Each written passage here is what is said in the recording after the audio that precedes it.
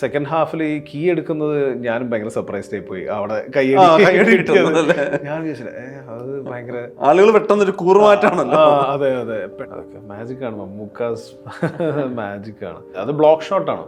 അത് ആക്ച്വലി ആ സന്ധ്യാസമയം നമ്മൾ അത് എടുക്കാൻ തന്നെ ടൈം ടേക്കിങ്. 5 മണിക്ക് 5:30 മേ ബി ആ ഒരു ടൈമിൽ ക്യാമറ ലോക്ക് ചെയ്ത് ട്രൈപോഡിൽ ലോക്ക് ചെയ്തിട്ട് കഴിഞ്ഞാൽ പിന്നെ ആരും ടച്ച് ചെയ്യാൻ പാടില്ല. പിന്നെ ഒരു 6:30 ഫുൾ ഡാർക്ക്നെസ് ആയിട്ട് വീണ്ടും റോൾ ചെയ്തിട്ടാണ് നമ്മളത് ക്യാമറ ഓഫ് ചെയ്യുന്നത്. അതെ.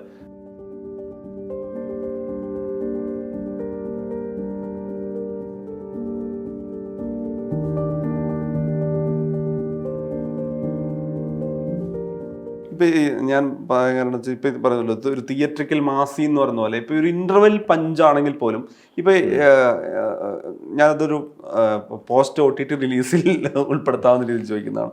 ഇപ്പം ഇതിൻ്റെ തിയേറ്ററിക്കൽ ഇൻ്റർവെൽ പഞ്ചിൽ തനിക്ക് പോകാൻ അനുവാദമില്ല എന്ന് പറയുന്നിടത്തടുത്ത് ഭയങ്കരമായിട്ട് കൈയടിക്കുകയാണ്. ഇതേ ആളുകൾ തന്നെ കീ ഇവരുടെ കയ്യിലേക്കായി എന്ന് പറഞ്ഞാൽ ഈ പവർ മാറുന്നു എന്നുള്ളിടത്തും ഇതേ ആവേശത്തോടെ കൈയടിക്കുന്നു.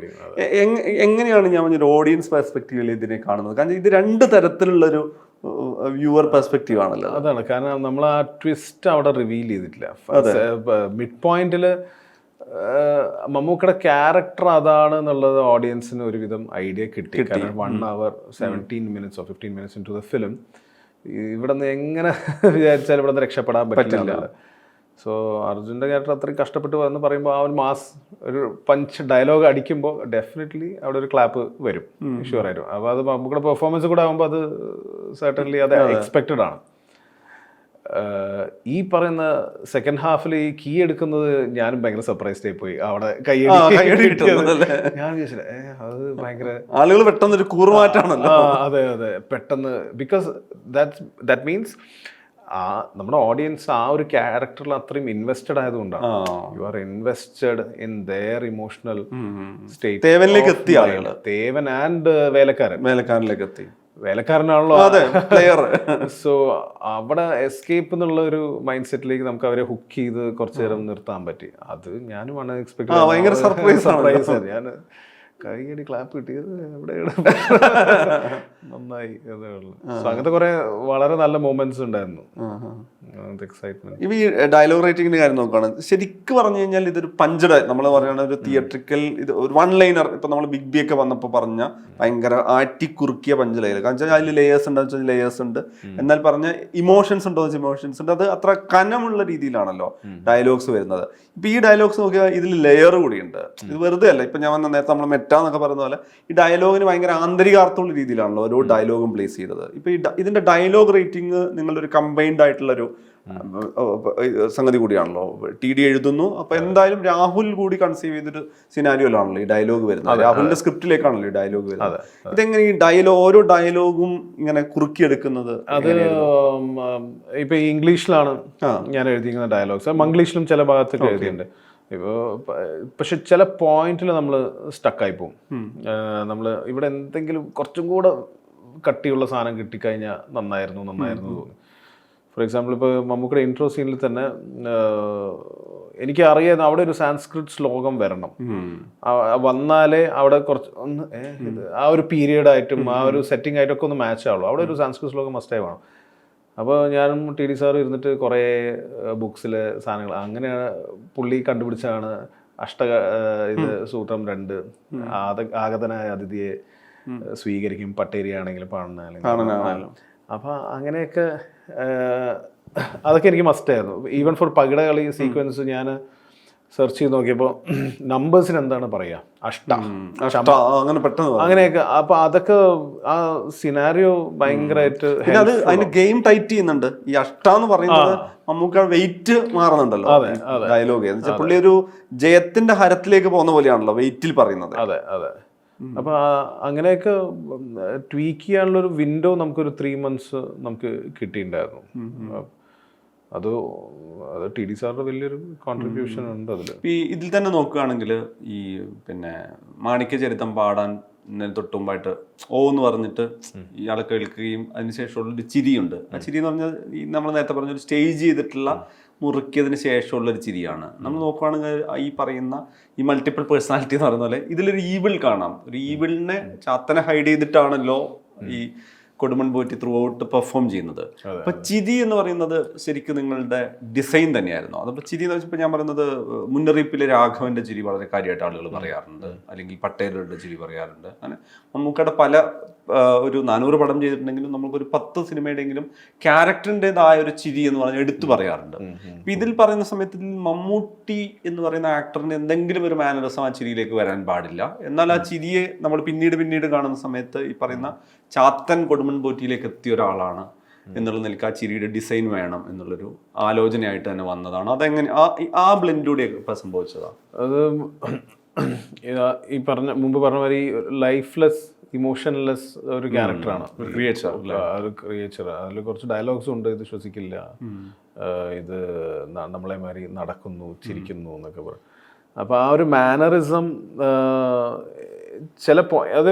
അത് മമ്മൂക്കടുത്ത് നിന്ന് വരുന്ന ഒരു സംഭവമാണ്. അത് ആക്ച്വലി എനിക്ക് വേണ്ടത് ഇപ്പോൾ കൊടുമൺ പോറ്റി ഈ മാണിക്കെതിരെ പാടുമോ എന്ന് പറഞ്ഞിട്ട് ഇങ്ങനെ മുന്നിലേക്ക് വന്നിട്ട് ഇങ്ങനെ കുറച്ച് ലീൻ ഫോർവേഡ് വന്നിട്ട് ആ ഡയലോഗ് ഡെലിവറി ചെയ്യുക എന്നുള്ള അത്ര മാത്രമേ ഉള്ളൂ എൻ്റെ ഒരു ഇൻപുട്ട് ആവശ്യം.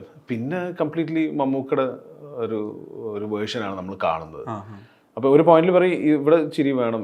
ഇപ്പോൾ ഫോർ എക്സാമ്പിൾ ഇപ്പോൾ പകിട എന്നാൽ പിന്നെ ശരി ഞാൻ അങ്ങോട്ട് എന്ന് പറയുമ്പോൾ പുള്ളി സ്റ്റെയർ ചെയ്ത് നോക്കുന്ന ഒരു ചിരിയുണ്ട്. അതും ഒരു ഡെഡ്ലി ചിരിയാണത്. അത് ആ ക്യാരക്ടർ അങ്ങനെയാണെന്നുള്ളത് നമുക്ക് നന്നായിട്ട് ഉള്ളിലുള്ള ആള് ചിരിക്കുക. പക്ഷെ അറ്റ് ദ സെയിം ടൈം അത് ഒരു ഹ്യൂമൻ ഒരു ബിഹേവിയർ ആവാനും പാടില്ല. അപ്പം ഇൻ കേസ് മറന്നു പോയാലും ഞാനത് ചിലപ്പോൾ ഇടയ്ക്ക് പോയിട്ട് വേറെ രീതിയിലാണ് പറഞ്ഞു കഴിഞ്ഞാൽ അപ്പൊ തന്നെ അത് മാറ്റി ചെയ്യും. അങ്ങനെ പല മൊമെന്റ്സും ഉണ്ട്. പുള്ളിയുടെ ഒരു സ്റ്റെയർ തന്നെ നമ്മളെ സെക്കൻഡ് ഡിന്നർ സീക്വൻസ് ജസ്റ്റ് ഒരു സ്റ്റെയർ ഉണ്ടല്ലോ വെറുതെ. അപ്പോൾ നീ വേലക്കാരൻ തമ്മിൽ എന്താ പ്രശ്നം? ഒരു പ്രശ്നമില്ല, ജസ്റ്റ് സ്റ്റെയർ ആണ്. ആ സ്റ്റെയറിലും ഹ്യൂമൻലി മാനറിസം അല്ലാണ്ട് ജസ്റ്റ് ഒരു ഡെഡ് ദൈവമല്ല എന്ന് പറയുന്നിടത്തും പുള്ളി ഒരു മൊമെന്റ് ആണ് ട്രാൻസ്ഫോർമേഷൻ. ദൈവം ഇവിടെ സഹായിച്ചത് ഇതെല്ലാം ദൈവമാണെന്ന് പറയുമ്പോൾ തിരുത്തുന്നിടത്തൊക്കെ പെട്ടെന്നുള്ള ട്രാൻസ്ഫോർമേഷൻ ആണല്ലോ വരുന്നത്. അതൊക്കെ മാജിക്കാണ്. മമ്മൂക്കാസ് മാജിക്കാണ്. കുറച്ച് മാനറിസം ഇപ്പൊ ഈ തൊണ്ട ഇങ്ങനെ ആക്കാനും പിന്നെ മുറുക്കുന്ന ഇങ്ങനെയുള്ള ഈ ചവയ്ക്കുന്ന സീക്വൻസ് ഒക്കെ നമ്മൾ ഷോർട്സ് എടുക്കുമ്പോൾ തന്നെ നമുക്കെടുത്ത് പറഞ്ഞത് കുറച്ച് ക്ലോസ് ഷോർട്സ് ആണൊക്കെ പോകുന്നത്. കണ്ണ് ഒരുപാട് അനക്കണ്ട, ഒരുപാട് ബ്രീത്ത് ചെയ്യണ്ട, ഒരുപാട് സ്റ്റെയർ ചെയ്യുന്നു, അങ്ങനെയൊക്കെ കുറച്ച് ഇൻപുട്സ് കൊടുക്കും. പിന്നെ നമുക്കിടെ ഓൺ ഒരു സീൻ ചുമക്കുന്നൊക്കെ ഉണ്ടല്ലോ, ഒരു ക്യാരക്ടറായിട്ട് തന്നെ ചുമച്ച് അങ്ങനെ പോകുന്ന. അത് ഫസ്റ്റ് ഡിന്നർ സീക്വൻസിലാണ് ഒരു ചുമ വരുന്നതും. സോ ദാറ്റ് മീൻസ് ഇറ്റ്സ് ഒരു ഫേക്ക് ഒരു ഐഡന്റിറ്റി ആണല്ലോ. അതില് സം കറപ്ഷൻ ഇസ് ഹാപ്പനിങ്. ആ സിസ്റ്റം തന്നെ തെറ്റിക്കൊണ്ടിരിക്കുകയാണ്. ആ സിസ്റ്റം തെറ്റുമ്പോൾ ചെറിയ എറർ. അതെ, ആ എററാണ്. അത് it's trying to become human അല്ലെ. അത് പക്ഷെ ആ എററാണ് ഏറ്റവും ലാസ്റ്റിലത്തെ മേജർ ട്വിസ്റ്റ്. എൻ്റെ കാതില് അത് അതെ അത് പെട്ടെന്ന് നാച്ചുറലി കൈയെടുത്ത് വെക്കുന്നത് that's A human error. Human error അല്ല, ഹ്യൂമൻ ആണെങ്കിൽ നമ്മളത് പെട്ടെന്ന് മനസ്സിലാക്കി ഡിഫറെന്റ് കൈൻഡ് ഓഫ്.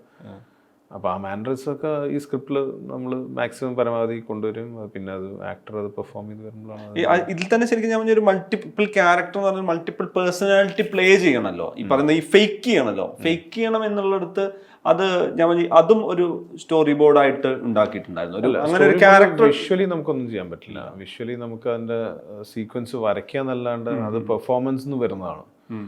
ഈ ഡുവൽ ഈ ക്യാരക്ടർ പ്ലേ ചെയ്യുന്നതൊക്കെ അതൊക്കെ അതിനെന്താ ഒരു നോട്ട് ഉണ്ടാക്കുക? ഞാൻ ഒരു ആക്ടറിന്റെ ബ്രീഫ് എന്നുള്ള രീതിയിൽ അത് ഈ സ്ക്രിപ്റ്റിൽ എങ്ങനെയാണ് അത് ബ്രീഫ് ചെയ്ത് കൊടുക്കുക?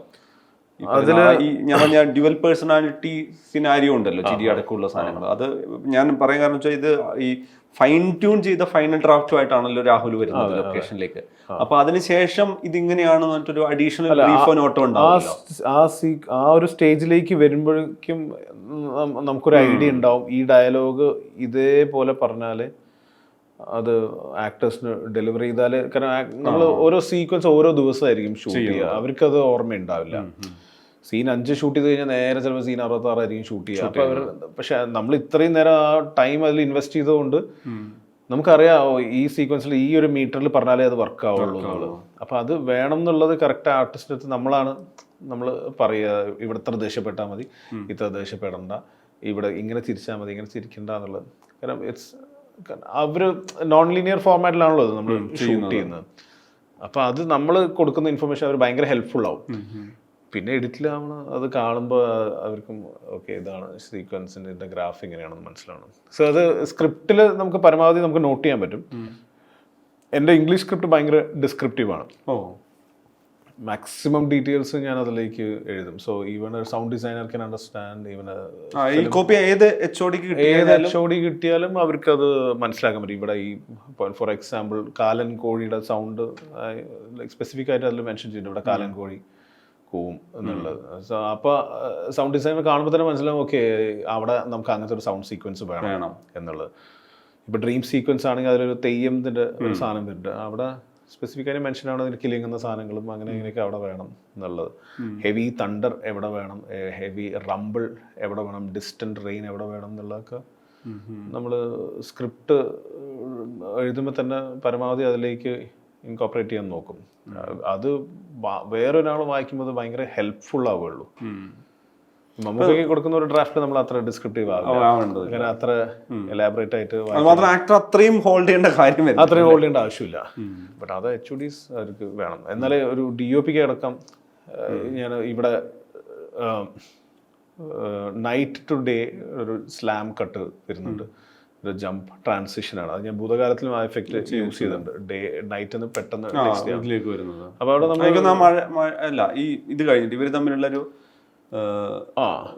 ആക്ഷൻ ഇവൻ തട്ടുംപുറത്ത് പോയി ഓടി രക്ഷപ്പെട്ടിട്ട് നെക്സ്റ്റ് ഡേ അതിങ്ങനെ ബിൽഡപ്പ് ചെയ്ത് എക്സ്റ്റീരിയർ വീടിന്റെ നൈറ്റ് ഷോട്ട് കണ്ടുകൊണ്ട് സ്ലാം കട്ട് ചെയ്ത് അതെ അത് ബ്ലോക്ക് ഷോട്ടാണ്. അത് ആക്ച്വലി ആ സന്ധ്യാസമയം നമ്മൾ അത് എടുക്കാൻ തന്നെ ടൈം ടേക്കിങ്. 5 മണിക്ക് 5:30 മേ ബി ആ ഒരു ടൈമിൽ ക്യാമറ ലോക്ക് ചെയ്ത് ട്രൈപോഡിൽ ലോക്ക് ചെയ്തിട്ട് കഴിഞ്ഞാൽ പിന്നെ ആരും ടച്ച് ചെയ്യാൻ പാടില്ല. പിന്നെ ഒരു 6:30 ഫുൾ ഡാർക്ക്നെസ് ആയിട്ട് വീണ്ടും റോൾ ചെയ്തിട്ടാണ് നമ്മളത് ക്യാമറ ഓഫ് ചെയ്യുന്നത്. അതെ, അപ്പോൾ അത് നമ്മൾ സ്ക്രിപ്റ്റിൽ ഡിസൈൻ ചെയ്തിട്ടുണ്ട്. ഇതേമാതിരി ടൈം ലാപ്സ് നമ്മൾ കാണിക്കുന്നത്, തേവൻ ഉറങ്ങി എഴുന്നേൽക്കുന്നത് ഒരുപാട് ഫേസിൽ ചേഞ്ചസ് വന്ന് അതൊരു 2 മിനിറ്റ്സിൻ്റെ ഷോട്ടാണ്. പക്ഷെ അത് സ്ട്രെച്ച് ചെയ്ത് ചെറുതാക്കുമ്പോൾ 20 സെക്കൻഡ്സിലേക്ക് ആക്കുമ്പോൾ അതിൻ്റെ ഒരു ചെറിയൊരു രസം കാണാം. അപ്പം അങ്ങനത്തെ ഒക്കെ കുറച്ച് ഡീറ്റെയിൽസ് ഞാൻ സ്ക്രിപ്റ്റിൽ തന്നെ കൊണ്ടുവരും. അപ്പം അതെന്താ ചെയ്യാന്ന് വെച്ചാൽ അങ്ങനെ കൊണ്ടുവരുമ്പോൾ ക്യാമറമാൻ DOPക്ക് ഭയങ്കരമായിട്ട് മനസ്സിലാവും ഇവിടെ ഇന്ന ലെൻസ് ഇവിടെ യൂസ് ചെയ്താലേ ആ എഫക്റ്റ് നമുക്ക് ഇവിടെ കിട്ടുള്ളൂ. ഇങ്ങനത്തെ ഷോട്ട്സിന് ഇപ്പോൾ സ്റ്റിച്ച് ഷോട്ട്സ് ഒരുപാടെണ്ണമുണ്ട്. അപ്പോൾ ഇതിനെ കാത്തുകൊണ്ടാണ് ഇദ്ദേഹം മേലെ നടക്കുന്നതെന്ന് പറയുമ്പോൾ അതൊരു L ഫോമാറ്റിലാണ് ക്യാമറ പോകുന്നത്. ഇങ്ങനെ പോയി മേലേക്ക് പോയി പിന്നെ അവിടെ നിന്ന് റൈറ്റിലേക്ക് മൂവ് ചെയ്യുന്നു. അത് 3 ഷോട്ടാണ് ആക്ച്വലി, 3 ഡിഫറെൻറ്റ് ലൊക്കേഷൻസ് ആണ്. അപ്പോൾ അതിന് വേണ്ടിയിട്ട് തന്നെ നമ്മൾ സെറ്റ് ഡിസൈൻ ചെയ്യണം. താഴെ നിന്ന് മേലേക്ക് പോകാനും അവിടെ നിന്ന് സ്റ്റിച്ച് ചെയ്ത് മേലെ നിന്ന് റൈറ്റിലേക്ക് പോകാനും അങ്ങനെ തന്നെ. മന തന്നെ ഒരു ലൊക്കേഷൻ അല്ല അല്ലേ? അപ്പം മന തന്നെ പല വരിക്കശ്ശേരിയിൽ നമ്മൾ ആകെ കിച്ചൺ പ്ലസ് ആ നടുമിറ്റം, അതാണ് വരിക്കശ്ശേരിയിലെ ഷോ. ബാക്കിയുള്ളത് നമ്മൾ ഒളപ്പമന പടിപ്പുരയൊക്കെ ഒളപ്പമണയുടെ സീക്വൻസും, ഒളപ്പമന തന്നെ 2 ഉണ്ടല്ലോ, താഴെയുള്ളൊരു മനയും മേലെയുള്ളത് കുളം ഒളപ്പമണ, അങ്ങനെ ഒക്കെ സ്പ്ലിറ്റ് ചെയ്തിട്ടാണ് ചെയ്തിരിക്കുന്നത്. പിന്നെ ഒരുപാട് സെറ്റ് ഇട്ടിട്ടുണ്ട്. സെക്കൻഡ് ഹാഫ് ഒക്കെ കംപ്ലീറ്റ് എല്ലാം സെറ്റ് ഡിസൈനാണ്.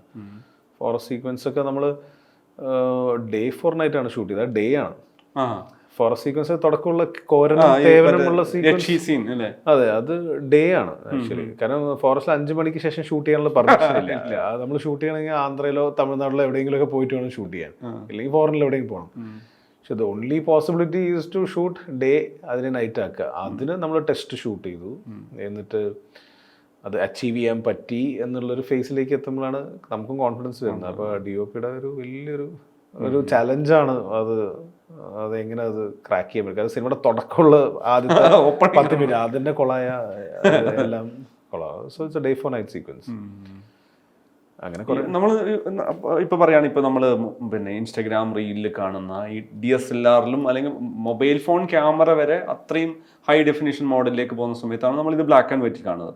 ബ്ലാക്ക് ആൻഡ് വൈറ്റിൽ ഈ മഞ്ഞയുമായി ബന്ധപ്പെട്ട പ്രകൃതി, അതിപ്പോ നിലാവാണെങ്കിലും അതിന്റെ ചുറ്റുവട്ടാണെങ്കിലും കുളമാണെങ്കിലും അതിന്റെ ഈ പരിസരം എല്ലാം ഈ പറയുന്ന വിഷ്വലൈസ് ചെയ്യപ്പെട്ട് നമുക്കത് അതിന്റെ പല ട്രാൻസ്ഫോർമേഷൻ കാണുന്നുണ്ടല്ലോ. അതിന്റെ തെളിച്ചം കാണുന്നുണ്ട്, ഇരുണ്ട സ്പേസിൽ കാണുന്നുണ്ട്, മഴയത്ത് കാണുന്നുണ്ട്, വെയിലത്ത് കാണുന്നുണ്ട്, അതിന്റെ അങ്ങനെ പല കാലങ്ങളിലായിട്ടാണല്ലോ കാണുന്നത്. അപ്പൊ അത് പക്ഷേ നമുക്ക് ഇത് കളറല്ല കാണുന്നതെന്ന് തോന്നാത്ത വണ്ണം വളരെ ഡീറ്റെയിലിംഗ് ആയിട്ടാണ് കാണുന്നത്. ശരിക്കും അതിൻ്റെ ഒരു പിന്നെ ഐഡിയ ശരിക്കും ബ്ലാക്ക് ആൻഡ് വൈറ്റിൽ ഷൂട്ട് ചെയ്ത് കഴിഞ്ഞാൽ ഇത്രയും പെർഫെക്റ്റ് ആയിട്ട് കൊണ്ടുവരാൻ പറ്റുമെന്നുള്ളത് ഞാൻ പറഞ്ഞൊരു സിനിമാറ്റിക് എക്സ്പീരിയൻസ് കൂടിയാണോ, അല്ല ഈ പറയുന്ന മുമ്പ് കണ്ട ബ്ലാക്ക് ആൻഡ് വൈറ്റിൽ ലേറ്റർ ഷൂട്ട് ചെയ്ത സിനിമകൾ എന്നുള്ള സംഗതിയാണോ നിങ്ങൾ എക്സ്പീരിയൻസ്? അത് അല്ല, ഡെഫിനറ്റ്ലി ഈ മന എന്ന് പറയുമ്പോൾ തന്നെ പല ടെക്സ്ചേഴ്സ് ആണ്.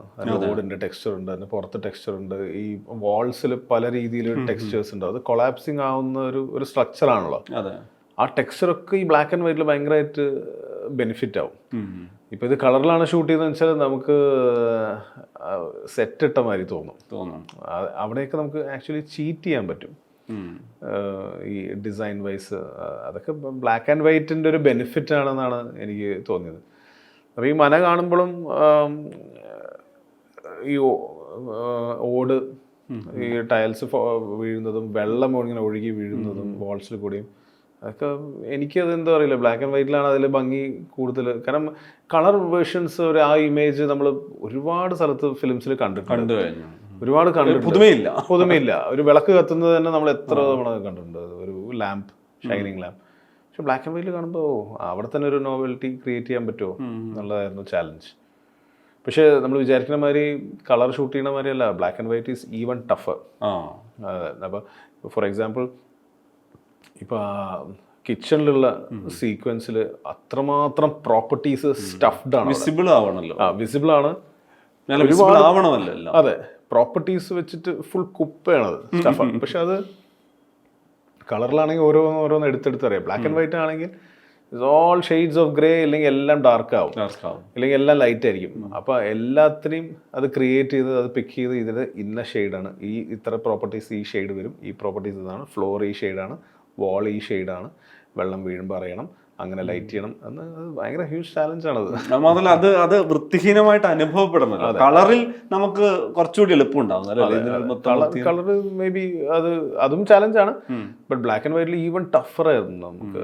ഷനാദ് ഭായും ജ്യോതിഷേട്ടനും കൂടെയുള്ള അവരൊരു കോംബോ ഉണ്ടല്ലോ, അത് ഭയങ്കരമായിട്ട് ഹെൽപ്പ് ചെയ്തിട്ടുണ്ട് എല്ലാത്തിലും. പിന്നെ അതൊക്കെ ലൈറ്റപ്പ് ചെയ്യുക. ഇപ്പോൾ കോസ്റ്റ്യൂം ആണെങ്കിൽ നമ്മൾ വിചാരിക്കും ജസ്റ്റ് ഒരു തുണിയാണ്, മുണ്ടാണ്, അല്ല, that's another shade of grey. അതിന് തന്നെ എത്ര വേരിയേഷൻ എനിക്ക് മെൽവിൻ കാണിച്ചിട്ടുണ്ടായിരുന്നു എനിക്ക് ഓർമ്മയില്ല. ഇത് വേണോ അത് വേണോ, എന്നിട്ട് നമ്മളത് ഫോട്ടോ എടുത്തിട്ട് ബ്ലാക്ക് ആൻഡ് വൈറ്റിലേക്ക് കൺവേർട്ട് ചെയ്ത് നോക്കുമ്പോൾ നമ്മൾ കാണുന്ന മുണ്ടല്ല ബ്ലാക്ക് ആൻഡ് വൈറ്റിൽ ഭയങ്കര ബ്രൈറ്റ് ആയിട്ട് തോന്നും, അല്ലെങ്കിൽ ഭയങ്കര ഡാർക്ക് ആയിട്ട് തോന്നും. അങ്ങനെ മാച്ച് ചെയ്ത് ആളുകൾ തമാശയായിട്ട് പിന്നെ ബ്രഹ്മയുഗത്തിലെ കോസ്റ്റ്യൂം എടുക്കാൻ പോകുന്ന 2 മുണ്ട് 3 മുണ്ട് എന്ന് പറയാം. പക്ഷെ ഈ പറയുന്ന ഈ കളറിലേക്ക് അല്ല, ബ്ലാക്ക് ആൻഡ് വൈറ്റിലേക്ക് വരുമ്പോൾ ഇതിന് ആവശ്യമായിട്ടുള്ള സംഗതി എന്ന് പറയുന്നത് പിന്നെ അത് ആ ടെക്സ്ചർ തോന്നിപ്പിക്കണം, ഫീൽ ചെയ്യണം, ക്രഷ്ഡ് മെറ്റീരിയൽ ആയിരിക്കണം അതിൻ്റെ. പിന്നെ അത് കണ്ടിന്യൂറ്റി ചെക്ക് ചെയ്യാന്ന് പറഞ്ഞാൽ 3 മുണ്ടാണ്, അതിൽ കണ്ടിന്യൂറ്റി ചെക്ക് ചെയ്യാൻ അതിലൊരാൾ, ഒരു AD അതിന് മാത്രമായിട്ട് ചെയ്യുന്നുണ്ട്. അത് ഈ രാഹുലിനെ സംബന്ധിച്ചിടത്തോളം ബ്ലാക്ക് ആൻഡ് വൈറ്റ് എന്നുള്ളത് ഇനിയും എക്സ്പീരിയൻസ് ചെയ്യണമെന്ന് ആഗ്രഹം ഈ സിനിമയോട് ഉണ്ടായോ? എന്താണ് ഇത്? ഇനിയൊരു ബ്ലാക്ക് ആൻഡ് വൈറ്റ് ഇനി എനിക്ക് തോന്നുന്നില്ല ചെയ്യുന്നില്ല. കാരണം എൻ്റെ എക്സൈറ്റ്മെന്റും ഇതിലേക്ക് ഞാൻ ഇൻവെസ്റ്റ് ചെയ്തു. ഇനി ഒരു ബ്ലാക്ക് ആൻഡ് വൈറ്റ് സ്റ്റോറി പറയാൻ എനിക്ക് തോന്നുന്നില്ല. റീസൺ വേണം അല്ലേ? അതിനൊരു റീസൺ വേണം. ഞാനത് വീണ്ടും ചെയ്തുകയാണെങ്കിൽ അതൊരു റിപ്പീറ്റേ ആവുള്ളൂ, അതിലൊരു എക്സൈറ്റ്മെന്റ് ഇല്ല. ഇതിലും വേറെ ഡിഫറൻസ് ആയിട്ട് എന്ത് എക്സ്പീരിയൻസ് കൊടുക്കാൻ പറ്റുന്നതാണ് എൻ്റെ നെക്സ്റ്റ് എക്സൈറ്റ്മെന്റ്. ഇപ്പം എന്തായാലും ഒരു യുണീക്ക് സ്റ്റോറിയും ഐഡിയ ആയിട്ട് വരുന്ന സമയത്തും ഇൻഫ്ലുവൻസ് ചെയ്യുന്ന സിനിമ ഉണ്ടാവുമല്ലോ. ഇപ്പം ഈ സിനിമയുടെ കാര്യത്തിലാണ്, ഭൂതകാലത്തിലാണെങ്കിലും, ഇപ്പം ഭൂതകാലത്തിൽ മണിച്ചിത്രത്താഴ് പറഞ്ഞ പോലെ ഈ സിനിമയുടെ ഒരു ഐഡിയ വന്ന സമയത്ത് ഏതെങ്കിലും സിനിമ അല്ലെങ്കിൽ അങ്ങനെ ആലോചന ഉണ്ടായിരുന്നോ? ഒരുപാട് ഫിലിംസ് അങ്ങനെ ബ്ലാക്ക് ആൻഡ് വൈറ്റിന് വേണ്ടിയിട്ട് തന്നെ ഒരുപാട് റെഫറൻസ് കണ്ടിട്ടുണ്ടായിരുന്നു. സൈലൻസ് മെയിൻറ്റെയിൻ ചെയ്ത് ജസ്റ്റ് വിഷ്വലി എങ്ങനെ കാണാമെന്ന് ഒരു മെസ്സേജ് കൺവേ ചെയ്യാമെന്നുള്ളതിന് തന്നെ ഒരുപാട് ഫിലിംസ് റെഫറൻസ് കണ്ടിട്ടുണ്ടായിരുന്നു. അതിൻ്റെ സെറ്റിംഗ് എങ്ങനെ മനസ്സിലാക്കാം എന്നുള്ളതിന് ഒരുപാട്, ഇപ്പോൾ ടർക്കോസ്കിയുടെ ഫിലിം ആണെങ്കിലും അത് ഇൻസ്പയർഡ് ആയിട്ടുള്ള കുറച്ച് ഷോർട്സ് ഒക്കെ ആൾക്കാർ ഒരുപാട് പറയുന്നുണ്ട്. പിന്നെ കുറോസോവയുടെ ഫിലിം സ്റ്റോക്കറിൽ ഒരു ഷോട്ട്. അപ്പോൾ അതൊക്കെ it's nothing wrong to be inspired from an art. Cinema തന്നെ it's an inspired art form. അപ്പോൾ അതിന് മുമ്പ് സിനിമയ്ക്ക് മുമ്പ് വന്നത് തിയേറ്റർ ഫോം എന്നാണ് സിനിമ വന്നത്. സിനിമയിൽ നിന്നാണ് നമ്മളിപ്പോൾ എല്ലാവരും ഞാൻ ക്രിയേറ്റ് ചെയ്തല്ലോ. ഇന്നിപ്പോൾ ഞാനൊരു ഷോട്ട് എടുത്ത് ബ്ലോക്ക് ഷോട്ടിനെടുത്ത് വെക്കുന്നത് it's not my creation, it's an inspiration from the west. അവിടെ നിന്നുള്ള നമ്മുടെ എല്ലാ സിനിമ അവരുണ്ടാക്കിയതാണ് സിനിമ, നമ്മളത് ഇൻസ്പയർഡ് ആയിട്ട് നമ്മുടെ ഒരു വേർഷൻ ചെയ്യുന്നുള്ള. അങ്ങനെ ഒരുപാട് ഫിലിംസ് കണ്ടിട്ടുണ്ട്. അതിനുള്ളൊരു ഇൻസ്പിറേഷൻ നമ്മൾ ഷോർട്ട് ഡിവിഷൻ ചെയ്യുമ്പോഴൊക്കെ അത് മാറി അച്ചീവ് ചെയ്യാൻ അല്ലാണ്ട് പിന്നെ നമ്മുടെ ഒരു സിനിമാറ്റിക് എക്സ്പീരിയൻസ് പലപ്പോഴും മെമ്മറി ആയിട്ട് കൂടി വരുമല്ലോ അല്ലേ? ഡെഫിനറ്റ്ലി വിഷ്വൽ മെമ്മറി ആയിട്ട് കൂടി വരുമല്ലോ അല്ലേ? ഡെഫിനറ്റ്ലി അത് എന്തായാലും അത് ഹെൽപ്പ് ചെയ്യും. അത് നമുക്കത് അതിന് എസ്കേപ്പ് ഇല്ല. എങ്ങനെ പോയാലും എവിടെയെങ്കിലൊക്കെ നമ്മൾ അറിഞ്ഞോ അറിയാണ്ട് അതിങ്ങനെ കണക്ട് ആയി പോകും. ഈ ആഫ്റ്റർ ഭ്രമയുഗം എന്തായാലും ഇപ്പൊ ഞാൻ പറയുന്നത് ഭൂതകാലമുള്ള സമയത്ത് തന്നെ ഭ്രമയുഗമുണ്ട് രാഹുലിന്റെ മനസ്സിൽ. അപ്പൊ എന്തായാലും ഭ്രമയുഗം തീരുമ്പോൾ തന്നെ ഒരു 3-4 സ്റ്റോറി പറയാനുള്ളത് അതിന്റെ ആർക്കിലോ അല്ലെങ്കിൽ അതിന്റെ സ്ട്രക്ചറിലോ ഉണ്ടായിട്ടുണ്ടാവുമല്ലോ. ഈ ജോണറിൽ തുടരാനുള്ള സിനിമകളും അല്ലെങ്കിൽ അത് മാറി ചെയ്യാനുള്ള സിനിമകളും ഇപ്പൊ മനസ്സിലുണ്ടോ? തീർച്ചയായും ഉണ്ട്. മാറി ചെയ്യാനുള്ള ഒരുപാട് സിനിമയുണ്ട് മനസ്സിൽ. ഇതേ ജോണറിലുള്ള സിനിമകളും മനസ്സിലുണ്ട്. പക്ഷെ ഏത് ചെയ്യണം എന്നുള്ള ഒരു സ്പേസിലാണ് ഇപ്പൊ ഞാനത്. ഇതിന്റെ സക്സസ് ഹ്യൂജ് ആണ്. അതെ. അപ്പോൾ പക്ഷെ കുറച്ച് കഴിഞ്ഞാലേ എനിക്കറിയുള്ളൂ ഇത് ഓക്കെ ഇതിൽ സ്റ്റിക്ക് ഓൺ ചെയ്യാം എന്ന് പറഞ്ഞത്. എനിക്കൊരു പോയിന്റ് എത്തുമ്പോൾ ഇപ്പൊ ഭൂതകാലത്തിന് ശേഷം പക്ഷെ വേറെ ഒന്നും കൂടി ഇല്ല. കാരണം വെച്ച് കഴിഞ്ഞാൽ രാഹുൽ ഇപ്പൊ ട്രൈ ചെയ്യുന്നതിൽ ആരും ട്രൈ ചെയ്യുന്നില്ല. അങ്ങനെയല്ല ഞാൻ പറഞ്ഞത്, ബാക്കി എല്ലാവരും എല്ലാ ടൈപ്പ് സിനിമകളും ചെയ്യുന്ന സമയത്ത് രാഹുലിൻ്റെതായ ഒരു സോണിലാണല്ലോ ഈ 2 പടം ചെയ്ത് വെച്ചേക്കുന്നത്. ഞാൻ അത് തന്നെ എക്സ്പ്ലോർ ചെയ്യാൻ ഞാൻ വീണ്ടും ശ്രമിക്കുള്ളൂ. എൻ്റെതായ ഒരു സ്റ്റൈലും എൻ്റെതായ ഒരു സ്പേസും ക്രിയേറ്റ് ചെയ്യാനാണ് എല്ലാ ഫിലിം മേക്കറും ശ്രമിക്കുന്നത്. പക്ഷെ എൻ്റെ primary target would be to excite my audience. അതന്നെ ആയിരിക്കും എൻ്റെ ഇൻറ്റൻഷൻ. ഞാൻ എനിക്ക് വേണ്ടിയിട്ടല്ല സിനിമ എടുക്കുന്നത്, ഞാൻ ഓഡിയൻസിന് വേണ്ടിയിട്ട് എപ്പോഴും സിനിമ എടുക്കുള്ളൂ. അപ്പോൾ അതിനെ സപ്പോർട്ട് ചെയ്യുന്ന ഒരു സ്റ്റോറി ലൈൻ മനസ്സിലുണ്ട്. അത് വൈകാണ്ട് അത് പേപ്പറിലേക്കായി മെല്ലെ അത് വരുന്നതാണ്.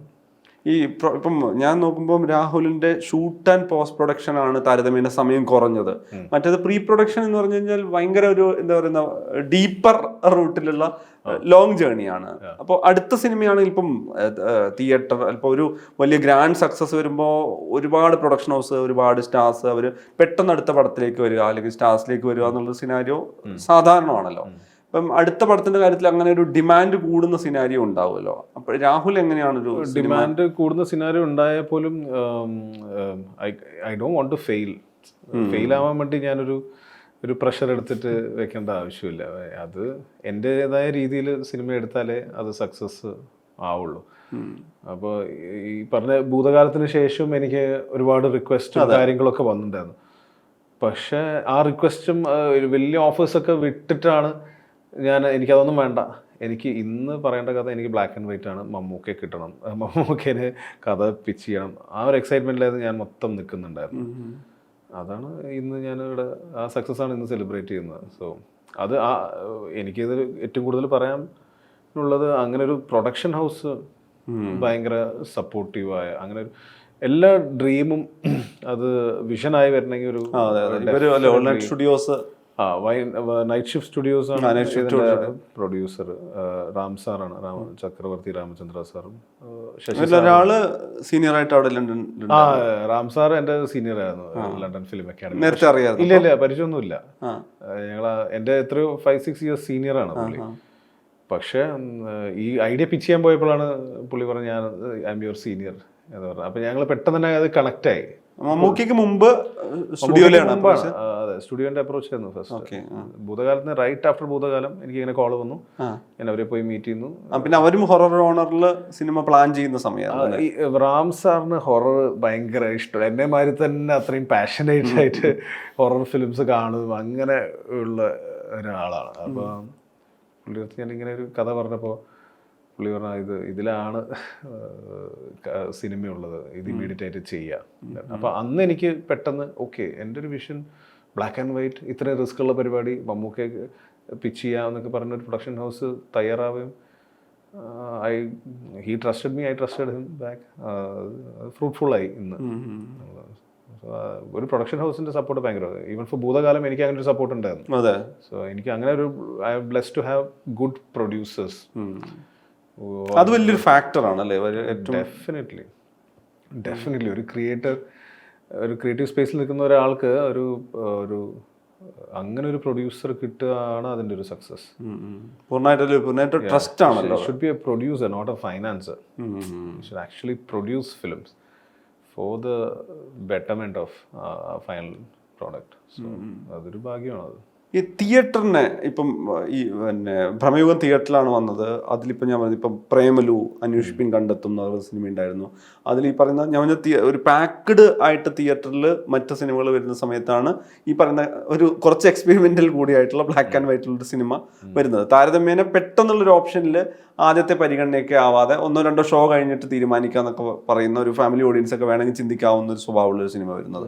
പക്ഷേ ഞാൻ പറയുന്നത് ആ സിനിമ ഈ പറയുന്ന ബോക്സ് ഓഫീസിൽ ഇങ്ങനെ ചലനമുണ്ടാക്കുന്ന രീതിയിൽ വരുന്നു, അത് ട്രെൻഡ് സെറ്റർ ആവുന്നു. ഇപ്പം നമ്മൾ മറ്റേത് ഭ്രമലു അങ്ങനെ കുറേ ഈ പറയുന്ന നമ്മുടെ ഓപ്പൺഹൈമർ, ബാർബി ഇതിൻ്റെയൊക്കെ ഇത് വന്നതുപോലെ ഒരുപാട് ട്വിറ്ററിലാണെങ്കിലും ആളുകൾ മുഴുവൻ ഈ സിനിമയെ കുറിച്ച് ഡിസ്കസ് ചെയ്യുന്നു. എനിക്കൊന്ന് സിനിമ റിലീസ് ചെയ്ത മൊമെന്റ് മുതൽ ഈ സിനിമയെ കുറിച്ചുള്ള പോസ്റ്റുകൾ, ട്വീറ്റുകൾ അങ്ങനെ വരുന്നുണ്ടല്ലോ. തിയേറ്ററിനെ എങ്ങനെയാണ് കാണുന്നത്? ഇപ്പം ഞാൻ പറയുന്നത് കേരളത്തിന് പുറത്ത് പോയിട്ട് ഫിലിം സ്കൂളിൽ പഠിച്ചിട്ടുള്ള ഒരാളാണ്, എന്തായാലും എല്ലാ ലാംഗ്വേജിലും സിനിമ കാണുന്ന ഒരാളാണ്, കുറേ കാലമായിട്ട് മലയാള സിനിമയിൽ ഇങ്ങനെ ഫോക്കസ്ഡ് ആയിട്ട് നിൽക്കുന്ന ഒരാളെന്നുള്ളത് എന്താണ് ഇപ്പോഴത്തെ തിയേറ്റർ? കാരണം OTT സിനിമ ഉണ്ടാക്കി അതിനൊരു വലിയ ആക്സെപ്റ്റൻസ് ഉണ്ടാക്കിയ ആളാണ്. തിയേറ്ററിലും അത് വർക്കാവുന്നു. തിയേറ്ററിനെ ഓഡിയൻസിനെ എങ്ങനെയാണ് കാണുന്നത്? ഇല്ല, ഇപ്പം OTT വന്നതിന് ശേഷം ഭയങ്കരമായിട്ട് ഓഡിയൻസ് കുറേ ഒരു സെപ്പറേഷൻ വന്നു. തിയേറ്ററിൽ എക്സ്പീരിയൻസ് ചെയ്യാന്ന് പറഞ്ഞ് നമ്മൾ അവരെ റൂട്ട് ചെയ്താൽ പോലും അവർക്കിപ്പോൾ അറ്റ് ദെയർ കംഫർട്ട് അവരുടെ വീട്ടിലിരുന്നിട്ട് പടം കാണാം. കാരണം അവർ ആ വിൻഡോ, ഇങ്ങനെയുള്ള വിൻഡോ ഇപ്പോൾ ചെറുതായിട്ട് ഇങ്ങനെ, ദാറ്റ്സ് ബിക്കോസ് ഓഫ് കംഫർട്ട്. അപ്പോൾ അതിനെ ബ്രേക്ക് ചെയ്യാനാണ് ഹൈ കോൺസെപ്റ്റ് ഐഡിയാസ് അങ്ങനെ വർക്ക് ആവുന്നത്. ഇപ്പോൾ ഒരു ഫാസ്റ്റ് ആൻഡ് ഫ്യൂരിയസ് മാതിരി ഫിലിമോ ഇല്ലെങ്കിൽ ഇൻസെപ്ഷനോ ഇങ്ങനത്തെ പല ഫിലിംസൊക്കെ നമ്മൾ OTT എക്സ്പീരിയൻസ് ചെയ്യാൻ പറ്റില്ല. Have to go and sit on a theatre. Theatre designed films ഭയങ്കരമായിട്ട് ഇന്നും അത് അട്രാക്ട് ചെയ്യുന്നതാണ് എൻ്റെ വിശ്വാസം. അതുകൊണ്ടാണ് Bramayugam specifically it's designed for theatre purpose. അതുകൊണ്ടാണ് ഓഡിയൻസ് അത്രയും എൻജോയ് ചെയ്യുന്നത്. പിന്നെ സൈമൾട്ടേനിയസ്ലി വേറൊരു ഫിലിം ഇതേ ടൈമിൽ സക്സസ്ഫുള്ളായി ഓടുന്നു. That's actually benefiting the industry as a growth. അതിൻ്റെ അർത്ഥം പല ജോണേഴ്സും എക്സ്പ്ലോർ ചെയ്യാൻ നമ്മുടെ ഓഡിയൻസ് മൈൻഡ് റെഡിയാണ്, രണ്ടും at the same time experience ചെയ്യാൻ.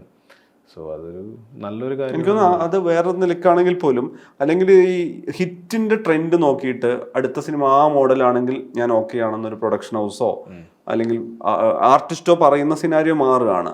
ഇപ്പം ആളുകൾക്ക് തന്നെ ഏത് തരം പരീക്ഷണങ്ങൾക്കും മലയാളി വ്യൂവേഴ്സ് ഓക്കെ ആണ് എന്നുള്ളൊരു സൈൻ കൂടി കൊടുക്കുകയാണല്ലോ. ഇപ്പം മമ്മൂക്ക പോലും ഇതിന്റെ സക്സസ് ഉണ്ടാവുന്ന സമയത്ത് അടുത്ത 10 പേർക്ക് അവരുടെ യുണീക്ക് ഐഡിയ ആയിട്ട് അവിടെ വരാം എന്നുള്ളതാണല്ലോ പുള്ളിയുടെ ട്രാക്കിലും കാണുന്നത്.